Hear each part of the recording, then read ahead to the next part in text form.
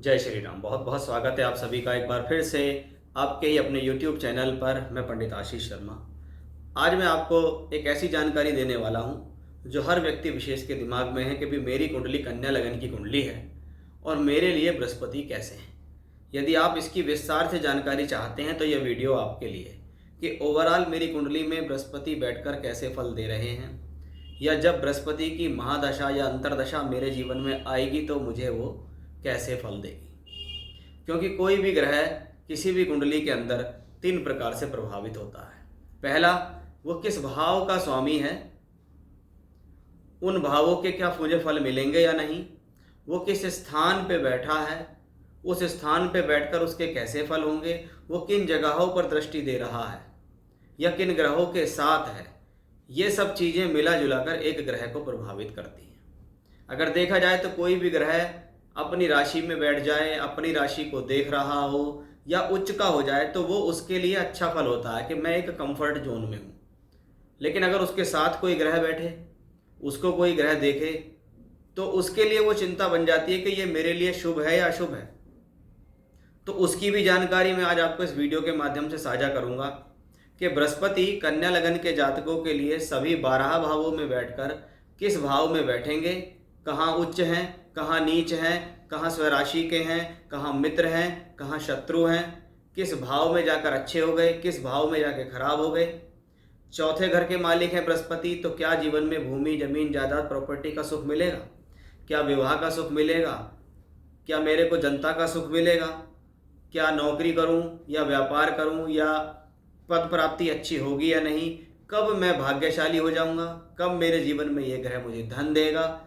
इसकी पूर्ण जानकारी जो है वो आज आपको इस वीडियो के माध्यम से मिलने वाली है कि भाई गुरु की महादशा या अंतरदशा आपके जीवन में जा चुकी हो या आने वाली हो, या घर परिवार में कोई व्यक्ति हो जिसका कन्या लगन है और वो ये जानना चाहता हो कि मेरा बृहस्पति कैसा है, तो इस वीडियो में विस्तार से चर्चा होगी। इससे पहले मैं सिंह लगन तक की जानकारी दे चुका हूँ कि मेष लगन से लेकर सिंह लगन तक बृहस्पति सभी 12 भावों में कैसे फल देंगे। उसके लिंक मैंने इसी वीडियो के डिस्क्रिप्शन में डाले हुए हैं कि अगर आप जानना चाहते हैं उन लगनों में उनकी क्या स्थितियाँ हैं तो आप इस वीडियो के बाद उसको भी चेक कर सकते हैं। वीडियो पसंद आता है तो लाइक कीजिए, सब्सक्राइब कीजिए हमारे चैनल को, जिससे आपको आगे भी जानकारी मिले। कुंडली दिखाना चाहते हैं, कुंडली बनवाना चाहते हैं, कुंडली मिलान चाहते हैं, स्पेशली वर्ग कुंडलियों के आधार पर ग्रहों का प्रेडिक्शन अगर आपको चाहिए तो स्क्रीन पर हमने जो व्हाट्सएप नंबर दिया है आप वहाँ कॉन्टैक्ट कर सकते हैं, वहाँ आपको पूर्ण जानकारी मिल जाएगी। आइए विषय को आगे बढ़ाते हैं और देखते हैं कि कन्या लगन की कुंडली अगर आपकी है तो बृहस्पति सभी 12 भावों में बैठकर क्या शुभ और अशुभ फल आपको दे सकते हैं। आइए अब विस्तार से देखते हैं कि कन्या लगन की कुंडली के सभी 12 भावों में बैठकर बृहस्पति देव क्या फल देना चाहते हैं, जिसकी शुरुआत सबसे पहले हम लगन से करते हैं। बृहस्पति देव अगर आपके लगन में बैठे तो कैसा फल देंगे। देखिए, सबसे पहले ये एक सभी 9 ग्रहों में देखें तो सबसे ज़्यादा बेस्ट बेनिफिक या सबसे ज़्यादा शुभ ग्रह बृहस्पति माने जाते हैं। और ये बृहस्पति ग्रह अगर आपके लगन में बैठा है तो ये कहिए कि कुंडली का सबसे पवित्र भाव और कुंडली की सबसे पवित्र जगह, वहाँ पर एक सबसे पवित्र स्थितियों में बैठा हुआ है सबसे शुभ ग्रह। यानी इस प्लेनेट का हमेशा से आपके जीवन में ये काम रहेगा कि ये आपको प्रोटेक्ट करेगा। ये लगन में बैठा है, ये आपकी आयु के लिए अच्छा है, ये स्वास्थ्य के लिए अच्छा है, जीवन में आने वाली कोई समस्या हैं, परेशानियां हैं, उनके लिए इसको अच्छा माना जाता है। बृहस्पति यहाँ पर कन्या राशि में, कन्या राशि एक पृथ्वी तत्व की राशि है। यानी ऐसे व्यक्ति स्वभाव के बड़े मेहनती होते हैं, उनको जीवन में मेहनत से हासिल करने की क्षमता उसके अंदर होती है और ऐसी काबिलियत उसके अंदर होती है। बुध आपकी राशि के मालिक हैं, इसलिए बुद्धि की आप में कोई कमी नहीं है। यानी इस्तेमाल करने की बात आए तो आप अपनी बुद्धि और अपनी मेहनत दोनों को एक साथ ले सकते हैं। थोड़े शांत होते हैं ऐसे लोग, गंभीर होते हैं, सोच समझकर फैसला लेते हैं। अब बुध की राशि में गुरु जैसा समझदार ग्रह आ जाए तो हम इसको कहेंगे कि ये कॉम्बिनेशन जीवन में आपको अच्छे लेवल की मैच्योरिटी देता है। यानी आपके पास दोनों चीज़ें हैं, 2 और 2 4 होते हैं, और 2 और 2 4 क्यों होते हैं, ये दोनों चीज़ आपको समझ में आती हैं। इसलिए बृहस्पति जब लगन में बैठा हो तो कहा जाता है ये दिग्बली होता है, यानी दिशा बल देने वाला, सही समय पर डायरेक्शनल स्ट्रेंथ देने वाला। आप जीवन में कहीं फंस जाएं तो आपको कोई ना कोई व्यक्ति विशेष ऐसा मिल जाता है जो आपको सही गाइडेंस देता है। अब कहा जाता है कि बृहस्पति लगन में 1.25 लाख दोष दूर करता है। इसको ये भी है कि आपके ऊपर आने वाली जो आपत्ति या परेशानी है उसको ये पहले से पहले दूर करेगा। चौथे घर का मालिक है, लगन में बैठा है, तो भूमि, ज़मीन, जायदाद, प्रॉपर्टी का सुख मिलेगा। 7वें घर का मालिक होकर बैठा हुआ है लगन में और 7वें घर को वापस भी देखता है, तो क्या कहेंगे, ये स्थिति घर से दूर ले जाकर काम कराने वाली, दूर स्थान की यात्रा कराने वाली और हवाई यात्रा कराने वाली होती है। बृहस्पति का 7वें भाव को देखना विवाह का प्रॉमिस देता है। ऐसी स्थिति में थोड़ा सा विवाह में विलंब हो जाता है, लेकिन ये स्थिति विवाह में थोड़ा प्रॉमिस तो देती है। ये चीज़ यहाँ से दिखाई देती है। लगन में बैठा हुआ बृहस्पति, क्योंकि ये धन का कारक है, इसलिए आपके भीतर योग्यता देता है पैसा कमाने की, कि आप अपने जीवन में अपनी बुद्धि से और ज्ञान से पैसा कमा सकते हैं। एक तो बुध की राशि, उस पर ऊपर से गुरु, तो ऐसे व्यक्ति अच्छे वक्ता हो सकते हैं, अच्छे प्रीचर्स हो सकते हैं, यानी प्रीचिंग्स देने वाले, लोगों को उपदेश देने वाले हो सकते हैं।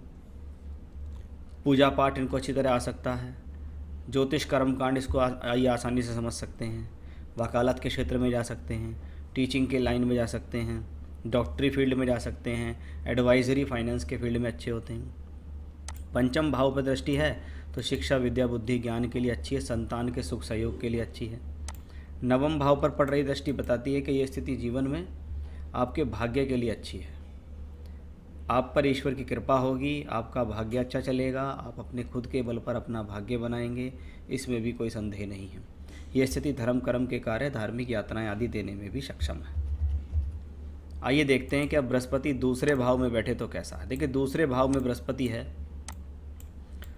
तो एक तो दूसरा भाव धन का है, धन के भाव में कारक बैठे तो कहते हैं कारको भावनाशा है, और ऊपर से ये ग्रह यहाँ पर शत्रु की राशि यानी शुक्र की राशि में भी बैठा है, इसलिए ये स्थिति धन के लिए बहुत अच्छी नहीं मानी जाती है। अगर आपका कन्या लगन है और गुरु दूसरे घर में बैठा हुआ है तो इसको हमें फाइनेंस के लिए धन के हिसाब से बहुत अच्छा नहीं मानता। हाँ, ऐसा ग्रह शुभ ग्रह होने के नाते धन देता है, लेकिन बहुत बार व्यक्ति के मन में स्थितियाँ रहती है कि मुझे जितना मिलना चाहिए या प्राप्त होना चाहिए उतना मुझे नहीं मिल रहा या उतना मुझे प्राप्त नहीं हो रहा है। ये भी इस गुरु ग्रह की वजह से ही है, क्योंकि गुरु यहाँ शुक्र की राशि में है। अब सौम्य ग्रह है, शुक्र भी शुभ ग्रह है और कारक वहाँ है, यानी धन तो देना है, लेकिन बहुत बार व्यक्ति के मन में ये मलाल रहता है कि जिस स्तर का धन मेरे जीवन में होना चाहिए मुझे उस स्तर का धन क्यों नहीं मिल पाता। यानी बहुत बार जीवन में स्थिति बनती है कि धन अगर आया है तो उसके किसी न किसी रूप से जाने के साधन भी बने रहते हैं, आया और गया ऐसे प्रकार के धन होते हैं। अब ये गुरु चौथे घर का मालिक है। चौथा घर भूमि, जमीन, जायदाद, प्रॉपर्टी का, सुख संसाधन का, माता का होता है।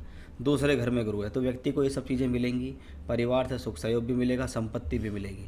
लेकिन एक तो होती है परिवार से संपत्ति मिल गई, दूसरा जब वो खुद के बल पर संपत्ति बनाने के लिए चलता है तो उसको कहते हैं कि ये वो कॉम्बिनेशन है जो व्यक्ति को बहुत लंबे समय तक 50, 55, 60 साल की उम्र तक पहुंच गए तब जाके कोई प्रॉपर्टी का सुख मिला, कोई अच्छा मकान बना पाए, नहीं तो परिवार में जिसमें पैदा हुए उसी घर में रह रहे हैं। 7वें भाव का स्वामी होकर ग्रह वहाँ बैठा हुआ है। अब 7वें घर को हम बाधक भी कहते हैं और 7वें घर को हम मारक भी कहते हैं, और बृहस्पति दूसरे घर में चला गया। इसलिए ऐसे कॉम्बिनेशंस में मैंने बहुत बार देखा है ऐसे लोगों का विवाह बहुत देरी से होते हैं, विवाह में विलंब होता है, क्योंकि अब यहाँ पर अगर देखें तो विवाह या वैवाहिक स्थिति या वैवाहिक जीवन मार्केश के रूप में काम करना शुरू कर देता है, क्योंकि ग्रह एक तो अपने से 8वें घर में गया, शत्रु की राशि में गया, इसलिए, और ये बाधक भी है। अब बाधक का संबंध भी बना है और मारक का संबंध भी बना है, इसलिए ये कॉम्बिनेशन जीवन में दिखाता है कि ऐसी स्थितियों के अंदर व्यक्ति के जीवन में विवाह में विलंब भी है और विवाह के पश्चात जीवन साथी के साथ जो आर्गूमेंट्स हैं वो भी दिखाई देते हैं। अधिकतर बहुत बार देखा गया है कि ऐसे लोगों की शादी 30, 32, 34 वर्ष की उम्र में जाके हो रही है। बृहस्पति यहाँ 6ठे घर को देख रहे हैं, इसलिए ऐसी स्थिति में व्यक्ति का बहुत सारा पैसा स्पेशली गुरु की दशा में रोग में, ऋण में या शत्रु में चला जाता है। बीमारी पे पैसा खर्च हो रहा है, कोई लोन ले लिया उसमें जा रहा है, उस लोन को चुकाने के लिए दूसरा लोन ले लिया, फिर कोई तीसरा लोन ले लिया, ऐसा। पैतृक संपत्ति मिल जाती है लेकिन बहुत अच्छे स्तर की नहीं मिलती। कार्य क्षेत्र के लिए स्थिति ठीक है, ये व्यक्ति किसी न किसी प्रकार से मेहनत करके, कर्म करके अपना गुजारा चलाता ही है, कर्म करता ही है। ऐसी गुरु की 10वें भाव पे दृष्टि बताती है, लेकिन इस गुरु को बहुत अच्छे स्तर की स्थितियाँ नहीं देती। अगर ऐसी स्थिति में बृहस्पति के ऊपर सूर्य, मंगल जैसे ग्रहों का प्रभाव भी है तो ये बृहस्पति और ज़्यादा पीड़ित माना जाता है। अब बात करते हैं कि बृहस्पति तीसरे घर में बैठेगा तो कैसे फल देगा। देखिए, तीसरा घर किसी भी प्रकार के शौक और प्रतिभाओं का भाव है। अब गुरु ग्रह यहाँ पर अपने मित्र मंगल की राशि में भी है और यहाँ पर जो गुरु ग्रह है वो वृश्चिक राशि में, यानी ऐसा व्यक्ति एक अच्छे किस्म का शोधकर्ता हो सकता है। किसी भी चीज़ को सीखना, किसी भी चीज़ को पढ़ना, पढ़कर उसको अप्लाई करना, या बहुत बार क्या है, पहले वो चीज़ें सीखी, बाद में वही चीज़ लोगों को सिखानी शुरू कर दी कि पहले मैं सीखने गया था योगा, फिर मैंने योगा, प्राणायाम, आसन, योगासन सब कुछ सीख लिया, फिर वहाँ पर ही मैंने ये सब चीज़ें पढ़ानी शुरू कर दी, सिखानी शुरू कर दी। बहुत बार ऐसी स्थिति का अच्छे योगा टीचर हो गए, कभी कभी तो निःशुल्क इन चीज़ों का ज्ञान देना शुरू कर दिया। उसके साथ साथ उसको अध्यात्म की समझ हो गई तो क्या है, वहाँ पर उस तरीके की स्थितियाँ भी व्यक्ति पैदा करता है कि लोगों को ज्ञान देता है, ये अच्छा है, ये बुरा है, धर्म कर्म की बातें करना, प्रचार प्रसार किसी चीज़ का करना यहाँ देखा जाता है। ऐसे लोग अच्छे सलाहकार होते हैं, यानी इनके से सलाह लेकर अगर कोई काम किया जाए तो उस सलाह में आपको सफलता मिल सकती है। ऐसा ग्रह अपनी दशाओं में ट्रैवलिंग्स दे सकता है, आपको कम्युनिकेशन से जोड़ सकता है, आपको लोगों से जोड़ेगा, ट्रैवलिंग्स कराएगा। बहुत बार तो छोटी मोटी नौकरी में बदलाव या ट्रांसफ़र भी दे सकता है। चौथे घर का मालिक होकर यहाँ बैठा हुआ है, इसलिए घर से दूरी ये दिखाता है। घर से दूरी, दूर स्थान से संबंध बनाना, ट्रैवलिंग्स करना, ये सब कुछ यहाँ से दिखता है। बहुत बार खुद के घर का सुख होते हुए भी व्यक्ति दूर स्थानों पर जाके किराए पर रहता है। सप्तमेश होकर सप्तम को देखता है तो अपनी दशा में ये इच्छा पूर्ति का संकेत है। विवाह का सुख देगा, यानी विवाह कराने में भी सक्षम है। बहुत बार देखा जाता है ऐसे लोगों का जो विवाह है बहुत जानकारी में हो जाता है या बहुत घर के आसपास ही परिवार को पहले से जानते हैं। नवम भाव पर पड़ रही इसकी दृष्टि भाग्य के लिए, धर्म के लिए, पूजा पाठ के लिए, अध्यात्म, हायर एजुकेशन के लिए अच्छी है। एकादश भाव पर कारक देख रहा है, इसलिए धन के लिए शुभ है कि भागा दौड़ी करके किसी भी तरीके से धन के साधन बना ही लेगा। चौथे घर में गुरु है तो कैसा। देखिए, ज्योतिष का एक बहुत पुराना प्रिंसिपल है, जो बेसिक प्रिंसिपल है। कहते हैं शुभ ग्रह अगर केंद्र के स्वामी हो जाएं, स्पेशली 4, 7, 10 के, तो वो अपनी शुभता खो देते हैं, और अशुभ ग्रह केंद्र के स्वामी हो जाएं तो अपनी अशुभता खो देते हैं। इसका मतलब ये नहीं है कि शुभ अशुभ हो जाएगा या अशुभ शुभ हो जाएगा, लेकिन वो शुभता खो देते हैं, ऐसा कह सकते हैं। शुभता खोने का मतलब है यहाँ पर उस ग्रह से संबंधित जो परिणाम है वो देरी से मिलने शुरू हो जाते हैं। अब गुरु चौथे घर में है तो भूमि, ज़मीन, जायदाद, प्रॉपर्टी देगा, सर छुपाने के लिए मकान देगा, माता देगा, लेकिन उसका जो स्तर होगा वो बहुत बड़े स्तर का नहीं होगा।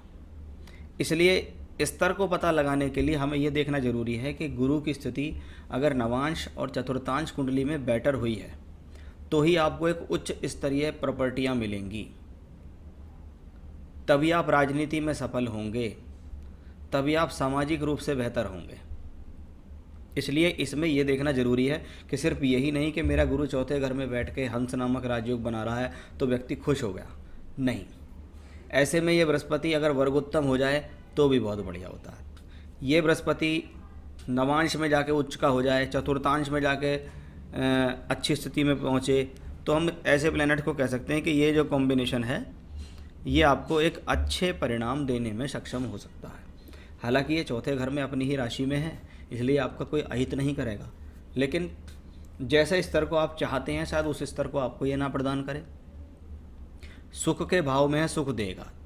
ऐसी स्थिति में बहुत बार व्यक्ति संतोषी भी हो जाता है कि ठीक है, जो मिल रहा है वो ठीक है, अच्छा मिल गया, जितना मिल गया ठीक है, मुझे समाज में थोड़ा मान सम्मान भी है, मैं अपना काम भी कर रहा हूँ और मुझे चीज़ें भी मिल रही हैं, और मुझे क्या चाहिए।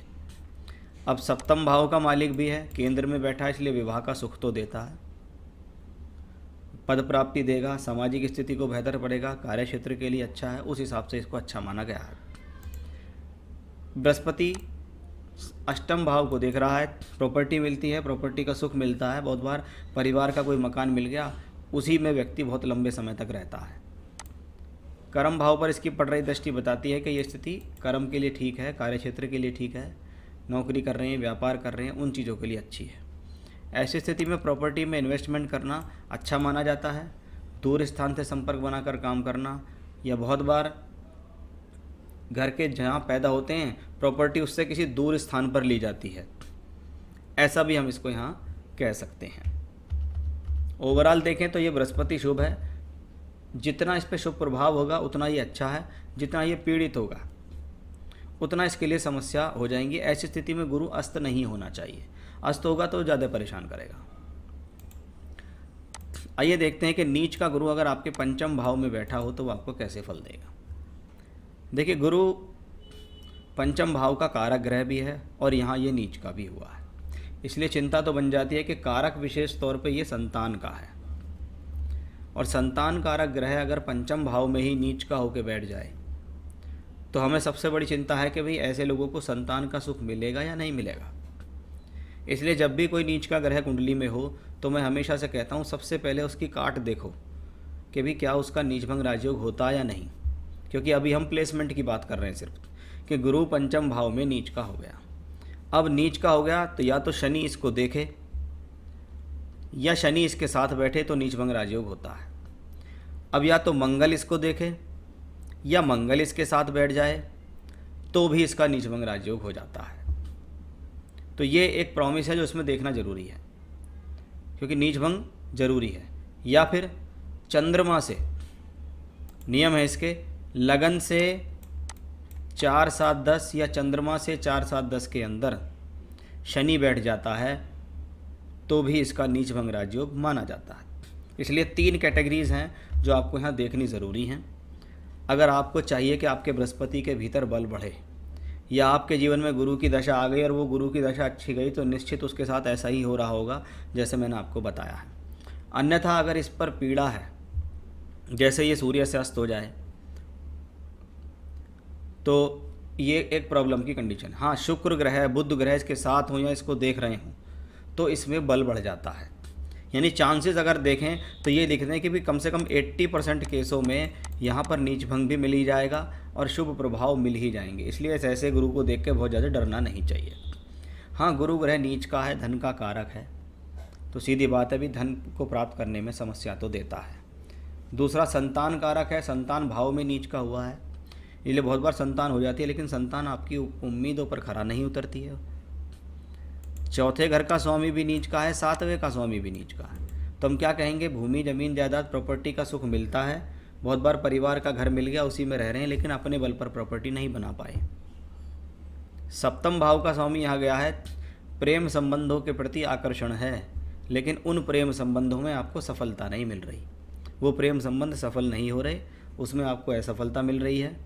ये भी ऐसी स्थितियों में देखा जाता है।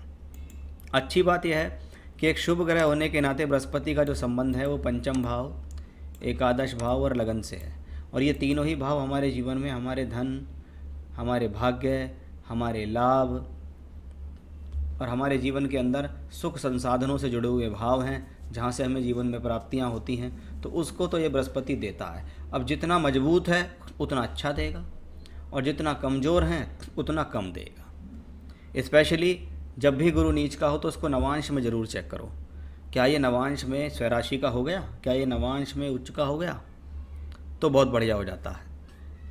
ऐसी स्थिति में बहुत बार गुरु नवांश में भी नीच का हो गया। अब इसको दोनों चीज़ें देखनी पड़ती हैं कि नीच का हो गया नवांश में तो ग्रह का बल बढ़ा नहीं, लेकिन हम क्या कहेंगे, नीच का होकर वर्गोत्तम ही हुआ है, तो एक तरफ उसका बल बढ़ा, दूसरी तरफ वो वर्गोत्तम हुआ, एक तरफ वो नीच का हुआ, तो ऐसी स्थिति में क्या कहेंगे कि गुरु न्यूट्रल रहा, बहुत अच्छे फल नहीं दे पाया। अब आइए बात करते हैं कि छठे भाव में गुरु बैठे तो कैसा। अब गुरु यहाँ पर शनि की राशि में, ये इसके मित्र की राशि तो नहीं है। अब छठा भाव जो कि रोग ऋण शत्रु का भाव है, गुरु यहाँ बैठा हुआ हो तो ऐसे लोगों को जीवन में धन को लेकर बहुत ज़्यादा सावधान रहना चाहिए, क्योंकि ऐसी स्थिति आपके जीवन में धन को लेकर झटके लगा सकती है। ऐसी स्थिति आपके जीवन में पैसे को लेकर तंगी, पैसे को लेकर परेशानी, पैसे को लेकर किसी प्रकार का झटका लगाना आपके जीवन में संभव दिखाई देता है। गुरु ग्रह छठे भाव में है, रोग पर पैसा खर्च हो रहा है, ऋण पर पैसा खर्च हो रहा है, झगड़े झंझट कोर्ट कचहरी पे पैसा खर्च हो रहा है कि गुरु की दशा आई और आपके जीवन में ये रोग ऋण शत्रु लग गए। एक लोन को चुकाने के लिए दूसरा लोन, दूसरे लोन को चुकाने के लिए तीसरा लोन, इसी तरीके से आप बंध गए, बिंध गए। अगर यहाँ गुरु अस्त है, मंगल द्वारा पीड़ित है, यानी मंगल इसके साथ में हो या इसको देख रहा हो, तो ये स्थिति को और ज़्यादा टिपिकल कर सकता है। अब यहाँ से शुरू होती है कहानी बाधक और मारक की, कि ये मार्केश भाव है, उसका स्वामी छठे घर में बैठा है। तो सबसे पहली बात, ये कॉम्बिनेशन विवाह में विलंब कराएगा, जीवन साथी को दिलाने में देरी कराएगा, यानी शादी कराने में 30, 32, 34 साल की उम्र कर देगा, और उसके बाद जीवन साथी से तनाव की स्थिति भी पैदा करेगा। अगर आयु का खंड निकल चुका है, ठीक है, इस बात का ध्यान रखिएगा, अगर आपकी कुंडली में आयु मान लो 70 साल की है और आयु का खंड निकल चुका है, 70 साल 65 साल ऊपर हो गए, तो जब गुरु की दशा आएगी तो वो मारक जैसे फल देगी। अब कोई कहने लगे 7वें घर का मालिक छठे घर में, आपको तो मार्केश चल रहा है, अब 25 साल की आपकी उम्र है और कुंडली के अंदर योग है 65 साल के, तो आप मरोगे नहीं। ऐसी स्थिति में क्या होगा, मार्केश तो होगा नहीं, किसी रोग के कारण अस्पताल में भर्ती हो गई, कोई चोट लग गई, कोई एक्सीडेंट हो गया, कोई आपके ऊपर मैरिड लाइफ से रिलेटेड कोर्ट केस हो गया, या कोई झगड़ा झंझट विवाद हो गया, या आपको पैसे का कोई लॉस हो गया, ऐसा स्थिति मारक बनेगी। ना कि ये कि वो आपको कह देगा आपको तो मार्केश चल रहा है, तो इस चक्कर में मत आना। इसलिए घबराने की यहाँ ज़रूरत नहीं है, आयु का खंड चेक करने की ज़रूरत है। नौकरी के क्षेत्र में इसको बहुत अच्छा नहीं माना गया है, अनस्टेबिलिटी इन जॉब, कि भैया नौकरी में स्थिरता नहीं है, एक लगती है कुछ समय चलती है फिर छूट जाती है। चौथे घर का मालिक होकर भी बृहस्पति यहाँ बैठा है, तो घर से दूरी, जन्म स्थान से दूर जाके रहना, किराए के मकानों में रहना, खुद के बल पर प्रॉपर्टी ना बना पाना, कोई प्रॉपर्टी ले भी तो किसी जिम्मेदारी के में बिक गई। दशम भाव पे बृहस्पति नौकरी के क्षेत्र से धन दिलाती है, कि नौकरी करें, व्यापार करेंगे तो डूबेगा। 12वें घर पे दृष्टि लगातार आपके जीवन में खर्च को बनाए रखेगी, कोई ना कोई खर्च आपके जीवन में बना रहेगा। कारक होकर ये ग्रह वहाँ देख रहा है, तो धन के संसाधन तो बने रहेंगे, लेकिन वो संसाधन संतुष्टिपूर्ण नहीं होंगे।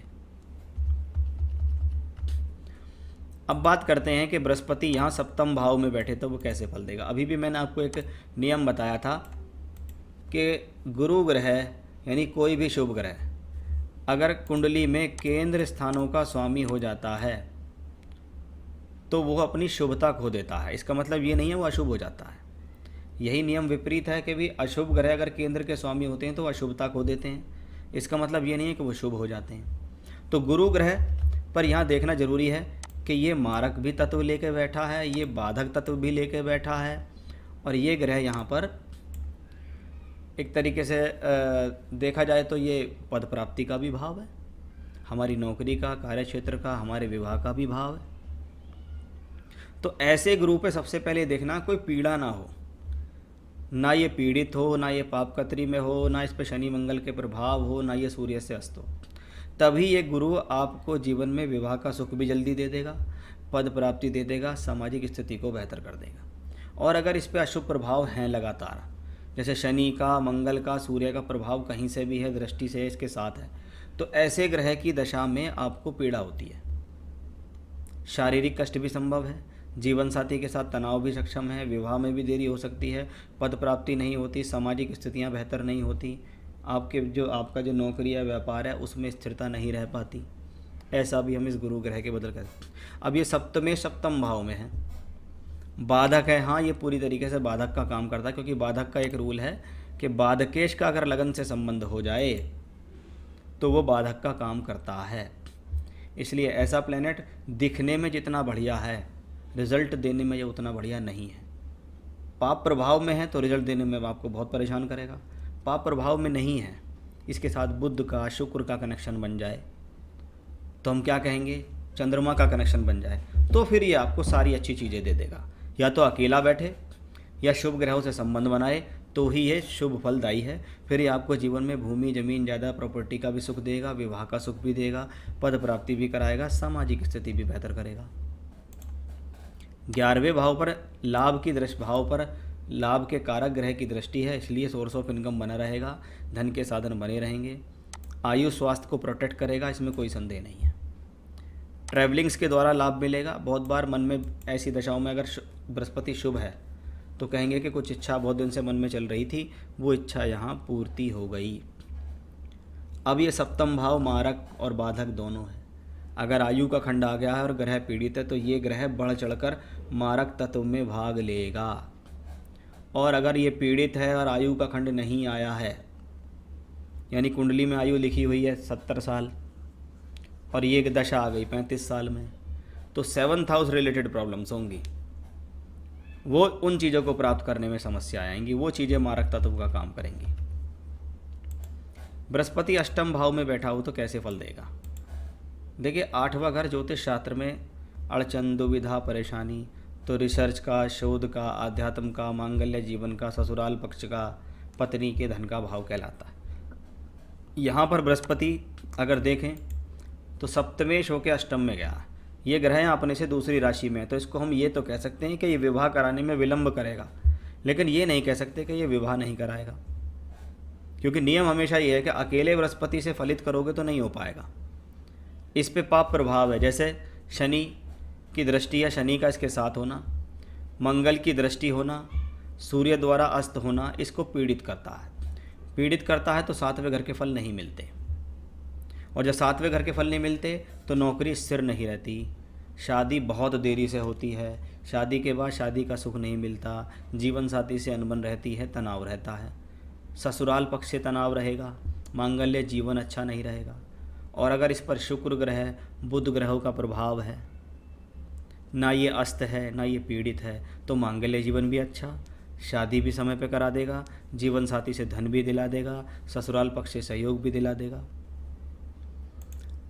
चौथे घर का मालिक होकर यहाँ बैठा है, लेकिन वापस चौथे घर को देखता है, तो पैतृक संपत्ति मिलती है, परिवार से सहयोग मिल जाता है। हाँ, ऐसा संभव है कि अपना खुद का मकान है, लेकिन मकान से कहीं दूर जाके रह रहा है।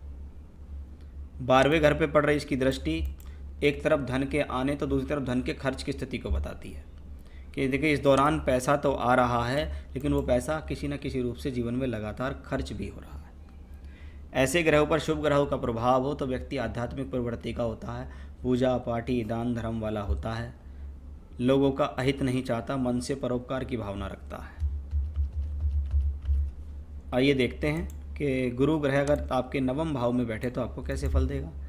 9वां भाव ज्योतिष शास्त्र में भाग्य का भाव, भाग्य भाव में शुभ ग्रह बैठकर अर्भाव का कारक भी हो जाए तो इसको मैं भाग्य के लिए सही मानता हूँ कि भाग्य के लिए, धर्म के लिए, पूजा पाठ के लिए, पिता के सहयोग के लिए, एजुकेशन के लिए, हायर एजुकेशन के लिए, संतान के सुख सहयोग के लिए शुभ है, क्योंकि यहाँ पर एक सौम्य ग्रह की राशि में ऐसा गुरु राजयोगकारी फल दे सकता है। अगर बुध और शुक्र इसके साथ बैठ जाएं या बुध शुक्र इसको देख लें, इवन शनि इसके साथ बैठ जाए तो भी है, शनि की दृष्टि नहीं, शनि इसके साथ बैठ जाए तो भी ये गुरु अपनी दशा में अच्छे फल दे सकता है। अगर ये गुरु ग्रह पीड़ित है, अस्त है, अशुभ ग्रहों के प्रभाव में है, शुभ प्रभाव नहीं है, तो ऐसी स्थिति माता के सुख में कमी कर देती है, माता को रोगी बना देती है, माता का सुख नहीं मिलता, जल्दी छोटी उम्र में माता की हेल्थ इश्यूज़ होना, मृत्यु हो जाना, ये सब भी यहाँ से देखा जाता है। शुभ प्रभाव में है तो भूमि जमीन जायदाद प्रॉपर्टी सुख संसाधन मिलते हैं, विवाह कराने में ये सक्षम है, पद प्राप्ति देने में सक्षम है। पीड़ित है तो विवाह देरी से होगा, पीड़ित नहीं है तो विवाह समय पे हो जाएगा, कोई ऐसी दिक्कत यहाँ नहीं आएगी। गुरु ग्रह की दृष्टि एक अच्छे भाव पर पड़ रही है, ये अपने आप में बहुत अच्छा संकेत है कि लगन पे दृष्टि है तो आपको प्रोटेक्ट कर रही है, शारीरिक रूप से स्वस्थ रख रही है। 9वें भाव से पंचम पे बैठ रही है तो मैंने कहा था शिक्षा विद्या बुद्धि ज्ञान के लिए ठीक है, संतान के सुख सहयोग के लिए इसको अच्छा माना जाता है। 10वें भाव में बृहस्पति हो तो कैसा? सामान्य तौर पर शास्त्र कहता है कि 10वें घर का बृहस्पति वरदान की तरह काम करता है। यहाँ पर यह ग्रह बुध की राशि में, अब बुध की राशि कौन सी है? वायु तत्व राशि, यानी ऐसे लोग दूरदृष्टि वाले होते हैं, दूर की सोच रखते हैं, अच्छे फिलोसफर हो सकते हैं, लेखक हो सकते हैं, किसी चीज़ को उपन्यास लिखने वाले, राइटिंग स्किल्स इनकी अच्छी होती हैं, सलाह देने में अच्छे होते हैं, यानी अच्छे वकील हो सकते हैं, फाइनेंस के क्षेत्र में अच्छे हो सकते हैं, लोगों को सलाह देने के लिए या टीचर भी अच्छे हो सकते हैं। उस लिहाज से ये बृहस्पति बहुत अच्छा है। 10वें भाव में अच्छे कर्म कराता है, सात्विक कर्म कराता है, खराब कर्मों से दूर रखता है, बेईमानी नहीं करने देता, मन के अंदर किसी प्रकार का लोभ लालच नहीं आने देता। कर्म भाव में बृहस्पति है तो व्यक्ति को अपने कर्म पे, अपने गुरु पे, अपने ईश्वर पे विश्वास होता है कि ये मुझे कभी मेरे जीवन में अहित नहीं होने देंगे, तो ऐसा बृहस्पति आपको बहुत बार बहुत सारी जगहों से बहुत अच्छी तरीके से प्रोटेक्ट करता है, आपके जीवन की बहुत सारी समस्या का यह हल निकालता है। देखा जाता है कि बृहस्पति की दृष्टि जब छठे भाव पर पड़ रही हो, यहाँ पर शनि की राशि है, तो अगर जीवन में कोई कोर्ट कचहरी झगड़ा झंझट हो भी जाए ना, तो ये उसको वहाँ से आपको सॉल्व करा देगा, आपको बाहर निकाल लाएगा। दूसरे घर पर पड़ रही दृष्टि धन के लिए शुभ है, धन के आगमनों के लिए शुभ है, जीवन पर्यंत धन देगा, जब भी धन की जरूरत पड़ेगी कोई ना कोई साधन बनेंगे। बृहस्पति की दृष्टि चौथे भाव पे भूमि जमीन जायदाद प्रॉपर्टी का सुख दिलाएगी। ये स्थिति विवाह वैवाहिक संबंधों के लिए उचित है। ऐसी स्थिति आपके जीवन के अंदर पद प्राप्ति देती है, सामाजिक स्थिति को बेहतर करती है। अगर मंगल और गुरु का सूर्य का संबंध किसी भी तरीके से सूर्य का और मंगल का संबंध किसी भी तरीके से गुरु से है, तो वो आपकी प्रोफेशनल लाइफ में उतार चढ़ाव देगी, प्रोफेशनल लाइफ को कठिन बना देगी। अब देखते हैं कि बृहस्पति अगर उच्च का होकर आपके 11वें भाव में बैठे तो आपको कैसे फल देगा। अब जब कोई ग्रह उच्च का हो जाए तो इसका मतलब है उसकी जो रश्मियाँ हैं उसको बेहतर मिल रही हैं, कि मुझे उच्च के गुरु के साथ मेरा जन्म हुआ, यानी ये प्लैनेट उच्च के ग्रह की आभाओं को छोड़ रहा है 11वें घर में। 11वां घर किसका? लाभ का, यानी लाभ से जुड़ गए, लाभ से संबंधित बातें आने लगी, लाभ से संबंधित बातें मन में चलने लगी। कैसे पैसा बनाएं, कैसे पैसे से पैसा कमाएं, मेरे पास इतना पैसा है, इसको मैं कैसे कहाँ पे लगाऊं जिससे मेरा पैसा और अच्छा बन जाए। तो ऐसी योजनाएं ऐसा बृहस्पति देता है, और उन बृहस्पति योजनाओं पे आप कारगर भी उतरते हैं, यानी उससे आपको फ़ायदा भी मिलता है। ऐसा बृहस्पति धन की कमी नहीं होने देता। ऐसा बृहस्पति आपके जीवन के अंदर धन से संबंधित स्थितियों को बेहतर करता है। साथ ही साथ ये स्थिति जीवन में बताती है कि आपको जीवन में धन भी मिलेगा, सोर्स ऑफ इनकम भी मिलेगी, आप कमा भी पाएंगे, आप बचा भी पाएंगे, क्योंकि यहाँ बृहस्पति उच्च का है। अब ये उच्च का बृहस्पति का चतुर्थेश यहाँ पर उच्च का हुआ है, ये प्रॉपर्टी में वृद्धि का संकेत है। परिवार से भी संपत्ति मिलती है, पैतृक संपत्ति भी मिलती है, खुद के बल पर भी जीवन में संपत्तियाँ खरीदता है। बृहस्पति की दृष्टि सप्तम भाव पर पड़ रही है। ये स्थिति विवाह वैवाहिक जीवन के लिए सही है, पद प्राप्ति के लिए अच्छी है, परोपकार की भावना, सामाजिक कल्याण, ये सब होता है। ऐसा प्लैनेट जो बृहस्पति है वो जीवन में अच्छे स्तर की नौकरी दे सकता है, सामाजिक स्थिति को बेहतर करने में सक्षम। संतान का सुख सहयोग भी ऐसा बृहस्पति देगा। बहुत बार ट्रैवलिंग्स करा के आपको लाभ देने वाला ग्रह ऐसा होता है। बृहस्पति उच्च का है, इसको उच्च तक ही स्थितियाँ बेहतर हैं। इस पर शुभ ग्रह यानी शुक्र और बुध का प्रभाव हो जाए तो ऐसा ग्रह लक्ष्मी योग अपनी दशा में बना देता है। अब ये बृहस्पति 12वें भाव में बैठे तो कैसा? देखिए 12वें घर में बृहस्पति का बहुत अच्छे नंबर नहीं दिए गए। अब सूर्य ग्रह की राशि में है तो सीधी बात है, सिद्धांतिक आदमी है, अपने सिद्धांतों पे काम करता। नौकरी ना मिले कोई बात नहीं, घर पे खाली बैठ जाए तो भी कोई बात नहीं, लेकिन ऐसे गुरु हैं जो सिद्धांतिक कार्य पे काम करेंगे कि मैं अपनी मर्जी से काम करूंगा। अगर मुझे हल्का सा भी कुछ लगता है तो ये पकड़ो रेजिग्नेशन लेटर साइन करके अपना वापस आ गए। ऐसे व्यक्ति ज्ञानी होते हैं, ज्ञान का प्रचार प्रसार भी करते हैं। बहुत बार बिना किसी लोभ लालच के लोगों को चीज़ें सिखाते और पढ़ाते हैं, कि मान लीजिए अच्छे टीचर हो गए तो लोगों को फ्री भी पढ़ा देते हैं, ज्ञान भी दे देते हैं, लेकिन सिद्धांत और स्वाभिमान ऐसे लोगों को बड़ा प्रिय होता है। चौथे घर को वो ये ग्रह वापस दृष्टि देते हैं, और चौथे घर का मालिक यहाँ बैठा है, तो जीवन में भूमि जमीन जायदाद प्रॉपर्टी का सुख मिलेगा। लेकिन बहुत बार अपने घर से कहीं दूर जाकर रहना भी ऐसा होता है, बहुत बार ऐसे लोग विदेश भी चले जाते हैं। सप्तम भाव का स्वामी ग्रह यहाँ बैठा है, ये विवाह में विलंब का संकेत है। जितने ज़्यादा अशुभ ग्रहों का प्रभाव उतना ही विवाह देर से होता है, और जितने ज़्यादा शुभ ग्रहों का प्रभाव है तो विवाह भी होगा, घर से दूर जाके विवाह होगा। बहुत बार तो विदेश में चले गए और विदेश में ही कोई महिला या पुरुष मिल गया, उसके साथ विवाह हो गया, ऐसा देखा जाता है। ऐसा ग्रह इस बात की भी आपको चेतावनी देता है कि जीवन में अगर आप पैसा कमा रहे हैं तो पैसे को जोड़ने की आदत डालो, नहीं तो आपका वो पैसा किसी न किसी रूप में खर्च होगा। गुरु की दशा में स्वास्थ्य का ध्यान रखना है। गुरु की ये स्थिति जीवन में बताती है कि किसी न किसी प्रकार से आपके जीवन में खर्चे लगातार आपके ऊपर लगे रहे हैं। खर्च आपका पीछा नहीं छोड़ेगा, खर्च आपके ऊपर किसी न किसी रूप में बंधा रहेगा।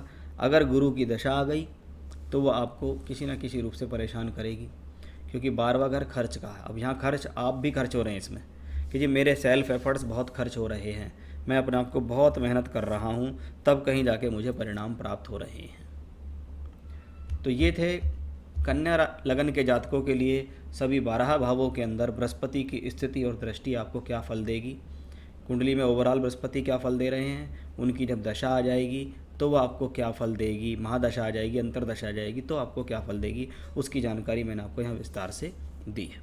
जय श्री राम।